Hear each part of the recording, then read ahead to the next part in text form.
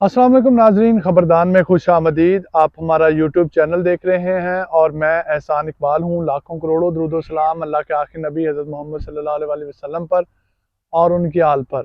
घोड़ों में जो कीड़े हैं उनके पेट में उनकी अक़साम कौन कौन सी है और कौन से कीड़ों को किस किस्म की डिवर्मिंग जो है वो चाहिए होती है। बिला वजह की डिवर्मिंग जो है इन कीड़ों की क़ुव्वत मुदाफ़त को या इनको रेजिस्टेंस पैदा करने में मदद करती है। मजीद आगे बढ़ने से पहले आप हमारे चैनल को सब्सक्राइब कर लें और बेल के निशान को दबाकर ऑल वाले ऑप्शन को सिलेक्ट कर लें ताकि आइंदा आने वाली वीडियोस सबसे पहले आपको मिल सके। सबसे पहले आते हैं जी राउंड वर्म्स। ये घोड़ों में बहुत ज़्यादा कॉमन है और ये 1 साल से कम बच्चों में और ज़्यादा ओल्ड जो घोड़े हो जाते हैं उनमें इम्यूनिटी की कमी की वजह से पैदा होते हैं। ये राउंड वर्म्स जो हैं ये आम तौर पर हर घोड़े में, अक्सरियत घोड़ों में पाए जाते हैं।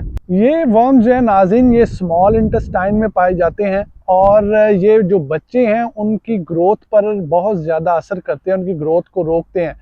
और जो ज़्यादा एज के जानवर होते हैं या घोड़े होते हैं उनके बाल झड़ना शुरू हो जाते हैं या फिर कोलिक की वजह से वो घोड़े जो हैं वो मर जाते हैं। इनको राउंड वर्म्स बोलते हैं और राउंड वर्म जो है वो ज़्यादातर अक्सर घोड़ों में पाए जाते हैं और इनकी जो डिवर्मिंग है, जो प्रोडक्ट है, वो इजीली किसी भी लोकल इलाके के जो आपके वेटरनरी डॉक्टर हैं उनसे आप रिकमेंड करवा सकते हैं और आप यूज़ कर सकते हैं इनको ख़त्म करने के लिए। उसके बाद आ जाते हैं ब्लड वर्म्स। और ये जो वर्म्स हैं, ये जो कीड़े हैं, ये आर्टरीज़ के ज़रिए से जो हमारी घोड़ों की लार्ज इंटेस्टाइन है उसके इर्द गिर्द फैल जाते हैं। ये जो ब्लड वर्म्स होते हैं नाज़रीन, ये घोड़ों में मेजर प्रॉब्लम्स पैदा करते हैं, लेकिन इन प्रॉब्लम्स को आप डिक्रीज़ कर सकते हैं डिवर्मिंग के ज़रिए से। डिवर्मिंग के ज़रिए से आप इन ब्लड वर्म्स को बहुत ईज़िली ख़त्म कर सकते हैं और घोड़े जो हैं वो अगेन सेहतमंद हो सकते हैं।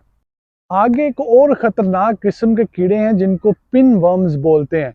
पिन वर्म जो हैं ये ज़्यादातर 2 साल से कम उम्र के बच्चों में ज़्यादातर पाए जाते हैं और जो कि मिसमैनेजमेंट की वजह से घोड़ों में फैलते हैं। और इनका क्या काम है जी, ये एग्स देते हैं जो कि घोड़े की एनस के इर्द गिर्द फैल जाते हैं और फिर घोड़े को बहुत से मसाइल का सामना करना पड़ता है। टेप वर्म्स की बात की जाए तो ये हमारे लोकल इलाकों में बहुत कम पाए जाते हैं, लेकिन कनाडा वाली साइड पे यहाँ पर बहुत ज़्यादा पाए जाते हैं और ये इंतहाई ख़तरनाक किस्म के कीड़े हैं जो कि अगर घोड़ों के अंदर पैदा हो जाएं तो इनको ख़त्म करना मुश्किल होता है दूसरे वर्म्स के मुकाबले में। इसी तरह से एक और वर्म्स भी हैं जिनको बोट्स फ्लाइज बोलते हैं। ये मक्खियाँ होती हैं और ये घोड़ों के ऊपर बैठ के घोड़ों को जो है येलो कलर की उनकी टांगों के ऊपर निशान से बन जाते हैं और उसके बाद ये फैलते इस अंदाज से हैं कि जब घोड़ा जो है वो स्क्रैच करता है या अपने मुंह को उन टांगों के साथ लगाता है या जुबान लगाता है तो ये जो लार्वाज हैं ये उसके स्टमक में चले जाते हैं और स्टमक में जाने के बाद ये स्टमक के अल्सर की में बदल जाते हैं, जैसे हम मैदे का अल्सर बोलते हैं। उसकी वजह से ये होता है कि घोड़े को खुराक हजम करने में मसाइल आते हैं और घोड़ा जो है वो कॉलिक की तरफ चला जाता है और घोड़े को बचाना मुश्किल हो जाता है। लेकिन इन तमाम कीड़ों को हमने देखकर इनको अपने वेटरनरी डॉक्टर से रजू करके हमें इन तमाम कीड़ों की डिवर्मिंग करना बहुत ज़रूरी है। लेकिन यहाँ पर आप एक बात ज़रूर याद रखिएगा कि डिवर्मिंग तब ही घोड़े को करे जब उसको ज़रूरत हो। Over use of deworming products जो है वो इन कीड़ों की क़ुव्वत मुदाफ़त को मज़ीद स्ट्रॉन्ग कर देती है और फिर ये जो कीड़े हैं ये रेजिस्टेंस बना लेते हैं उस मेडिसिन के ख़िलाफ़ और फिर वो जो मेडिसिन होती है वो इन घोड़ों पर, इन कीड़ों पर जो है वो असरअंदाज नहीं होती।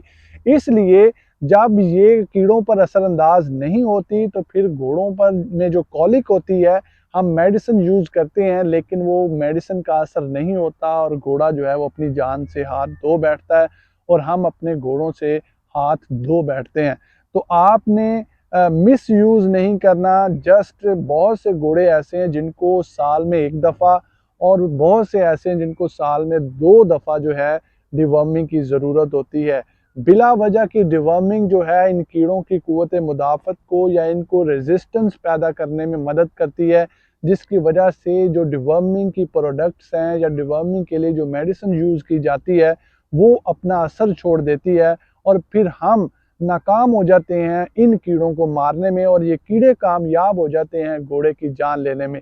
तो अपनी दुआओं में याद रखिएगा, ये इंतहाई अहम टॉपिक था जो मैंने आप लोगों के साथ शेयर किया है कि डिवर्मिंग जो है वो कब करनी है, डिवर्मिंग का मतलब क्या है और डिवर्मिंग कीड़ों का वर्म जो है कीड़े जो घोड़े के अंदर पाए जाते हैं उनकी इकसाम कौन सी है और उनको ख़त्म करने के लिए कौन सी मेडिसिन यूज़ की जाती हैं।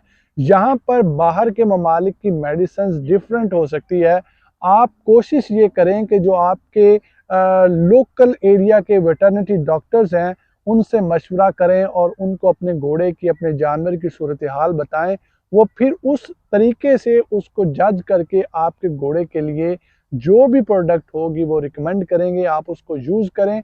यूज़ करने के बाद फिर दोबारा अगर आपको डिवर्मिंग की ज़रूरत पड़ती है तो तब डिवर्म करें जब आपको घोड़े में कोई तब्दीली नज़र आती है। अपनी दुआओं में याद रखिएगा। खुदा हाफिज़।